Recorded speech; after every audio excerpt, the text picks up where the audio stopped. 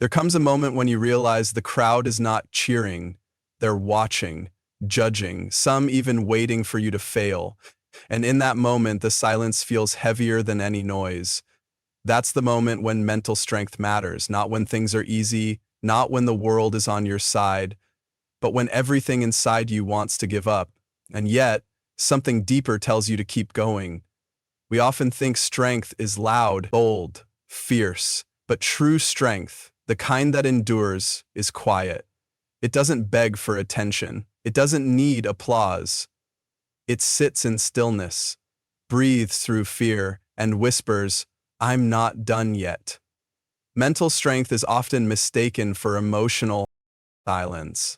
Somewhere along the way, we were taught that to be strong meant to hold it all in, to smile through disappointment, to grit our teeth through pain, to push down fear and act like it never existed. But strength isn't the absence of emotion. It's the presence of emotional intelligence. It's the ability to sit with what's uncomfortable, to name what we feel, and to channel it rather than be consumed by it. Emotions are data. They carry signals. Anger points to injustice, sadness reflects loss, fear alerts us to risk. Each emotion exists for a reason. Suppressing them doesn't make them disappear. It only makes them louder in disguise. They show up in our tone, in our choices, in our relationships. Mental strength begins when we stop judging our emotions and start learning from them. We're told to keep it together, especially when the pressure is high. But keeping it together doesn't mean pretending everything is fine. It means being honest enough to say, "I'm not okay right now, but I know I will be." Strength isn't in hiding the cracks. It's in knowing they're there and deciding to show up anyway. Not despite the emotions, but with them. Courage looks like staying in the conversation even when your voice shakes. It looks like feeling fear but walking into the room anyway. It looks like acknowledging your sadness without letting it swallow your spirit. These are not signs of weakness. These are marks of resilience. The more we try to push our emotions away, the more power they hold. But when we meet them with curiosity, we gain insight. Mental toughness isn't about building a wall around your heart. It's about knowing when to protect your energy and when to open yourself to connection. It's about managing what you feel so it doesn't manage you. The strongest people aren't those who never break down. They're the ones who know how to recover, who know how to ask, "What's this trying to teach me?" instead of, "Why am I feeling this way?" Self-awareness is the foundation of all inner strength. Without it, we react instead of respond. We deflect instead of reflect. But when we take time to pause, to notice, to process, we grow. We learn how to move from reactivity to responsibility, how to shift from blame to ownership. And in that space, real strength is formed. It's easy to mistake emotional suppression for composure, but composure is not the absence of emotion. It's the practice of emotional regulation. It's about choosing the response that aligns with your values, not just reacting to what you feel in the moment. That kind of strength doesn't come from willpower, it comes from self-leadership. Sometimes, the hardest part of being strong is allowing ourselves to be seen in our most vulnerable moments. But vulnerability is not weakness, it's truth. And truth, when embraced, gives you the power to change your story instead of being trapped in it. That's what inner strength looks like, not avoiding the storm, but knowing you can navigate it. Now imagine standing in a room full of people who don't understand you. A room where your ideas are questioned, where your values are challenged, where your path is different. The instinct for many is to raise their voice, to fight harder, to demand recognition. But real strength is quiet. It doesn't need to be loud to be heard. It just needs to be rooted. You don't have to fight the world to prove you're enough. You don't have to battle every critic to show you're worthy. Because worth isn't something the world gives you, it's something you decide. And once you make that decision, you begin to act from a place of security, not scarcity. That changes everything. Standing firm in your truth means you no longer rely on the world to reflect your value. It means you know who you are, even when others don't. That doesn't mean you never doubt. It means your foundation is strong enough to handle the waves. You're not shaken by every opinion because your sense of self isn't built on approval. There's a quiet confidence that comes from living in alignment with your truth. It's not about proving you're right. It's about being consistent with your values even when no one's watching, even when it's inconvenient, even when it costs you something. Especially then, that's where character is formed. Sometimes the most powerful thing you can do is simply not react. Not because you're passive, but because you're intentional. Because you've already chosen the direction of your life, and every distraction isn't worth your energy. Fighting every battle drains you. But choosing your battles wisely, that preserves your strength. You become mentally strong when you stop needing everyone to understand your journey. It's yours, not theirs. It doesn't need validation to be valuable. Some people won't get it, that's okay. You're not here to convince everyone. You're here to walk your path with clarity even when it feels lonely. And there will be lonely seasons. Growth always creates distance. But in that distance, you gain something even more important: clarity. You realize that being mentally strong isn't about dominance, it's about peace. It's not about overpowering others, it's about mastering yourself.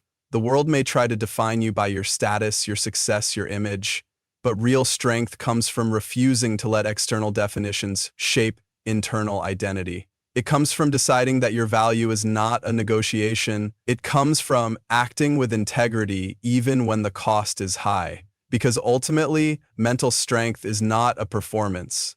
It's not for show. It's a quiet, consistent commitment to yourself. It's the discipline to return to your values, your vision, your voice, even when the world tries to drown it out. You don't need to win every argument. You don't need to impress every audience. You just need to stand in the truth of who you are and let that be enough. There's a distinct difference between being alone and feeling lonely, yet most people never stop to explore it.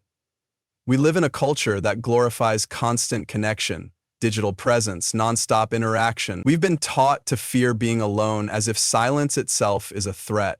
But silence is not the enemy, it's the teacher we've been avoiding.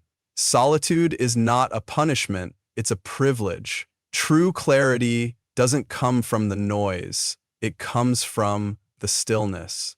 It's only when we strip away the opinions, the expectations, the comparisons, that we begin to hear what's actually going on inside. Solitude is where we come back to ourselves, not the version the world sees, not the one we perform, but the raw, unfiltered, honest version we rarely get to meet.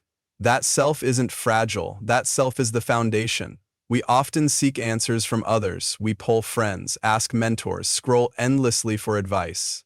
But some answers cannot be outsourced. They don't live in comment sections or inboxes. They live in quiet places, in reflection, in the long walks with no headphones, in the journaling sessions that feel pointless at first, in the time we spend alone not to escape the world, but to understand our place in it.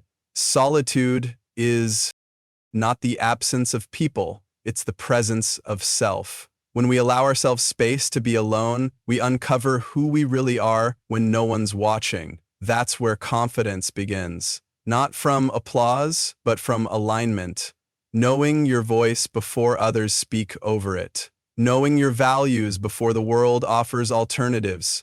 Knowing your path before someone else draws a map for you. In solitude, you don't find weakness, you find truth. And truth, when fully seen, brings courage. Because once you know who you are without the influence of others, you stop chasing validation and start acting from vision. You stop performing and start creating. You stop imitating and start leading. That clarity becomes your compass.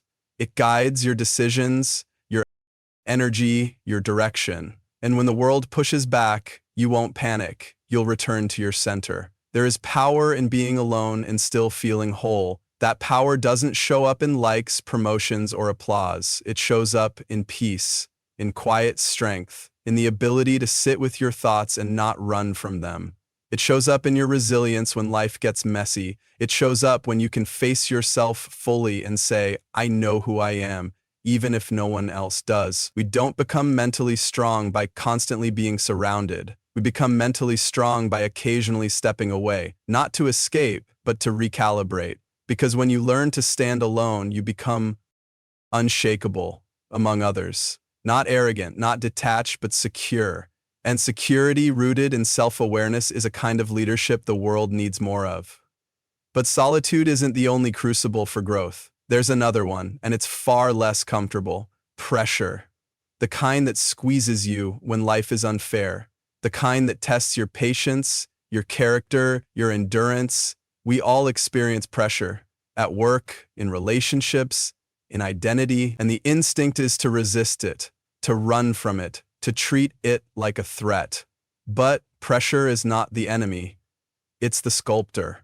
The reality is that pressure reveals what's already inside. It doesn't create your flaws, it simply exposes them. It doesn't implant courage, it uncovers it. And in those moments, you get to choose how to respond. Because response is where growth lives. Strength is not found in resistance to pressure, it's found in response to it. You grow when you pause instead of panic, when you think instead of react, when you choose character over convenience. Every moment of pressure is an invitation to rise, to stretch, to become more than you were. Solution it. And the people who grow through adversity aren't those who avoid discomfort. They're the ones who engage with it intentionally. What defines a person is not how they act when things are going their way. It's how they carry themselves when the ground shakes, when the unexpected happens, when the plan unravels. That's when your inner framework is tested. If your foundation is weak, pressure collapses you. If your foundation is strong, pressure builds you, and no one escapes it. There is no pressure-free life. There's no career path, no relationship, no calling that comes without weight. The question is never whether the pressure will come. The question is what kind of person you become in response to it. Will you bend? Will you break? Or will you refine?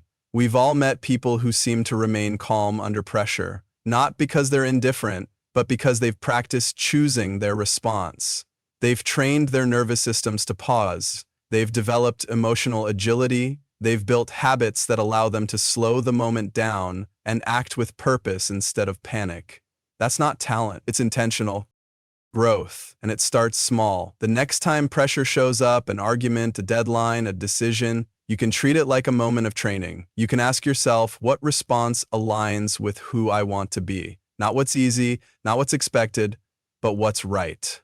That choice, repeated over time, creates mental strength. Quietly, consistently, deeply. Solitude and pressure might seem like opposites. One is still, the other intense. One is silent, the other loud, but together they shape you. Solitude prepares you for pressure. It's in the quiet that you discover your values, and in the pressure that you prove them. It's in solitude that you define your identity, and in pressure that you protect it. Mental strength is not built in a day. It's not a singular event. It's the accumulation of 1,000 moments when you chose to sit with yourself instead of escape, and to respond with intention instead of impulse. It's a quiet process, often invisible but undeniable in its results. Because the person who is not afraid of being alone and the person who is not shaken by pressure is the person who becomes a force in the world, not by overpowering it, but by being rooted in something deeper than approval, circumstance, or chaos. That is where clarity begins. That is how courage is born, and that is where confidence is no longer an act, but a reflection of truth. There's a cultural illusion that strength is all about endurance. The longer you last, the tougher you must be. The more you carry without flinching, the more admirable you become. But that's not strength. That's strain. And strain without recovery doesn't build resilience. It breaks it.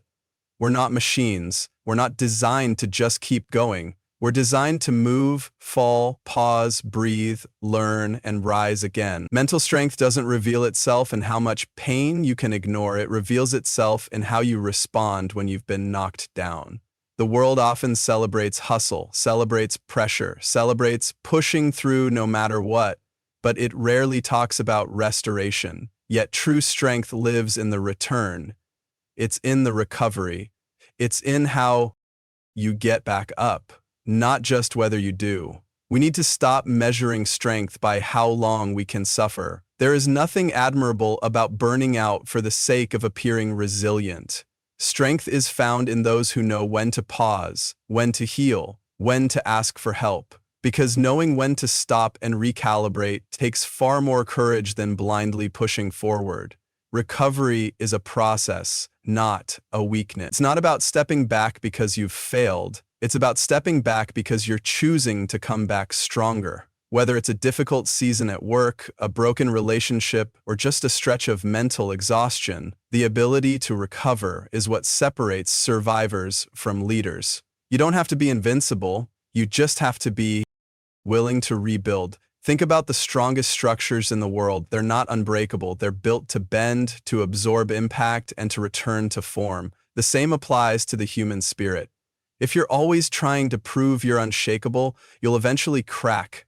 But if you learn to be flexible, to reset, to rest, you become far more durable. Sometimes the most powerful thing you can do is rest without guilt. Reflect without shame, heal without apology. That's where restoration happens. That's where self-awareness sharpens. That's where the emotional muscles develop that allow you to endure the next challenge, not just survive it, but lead through it.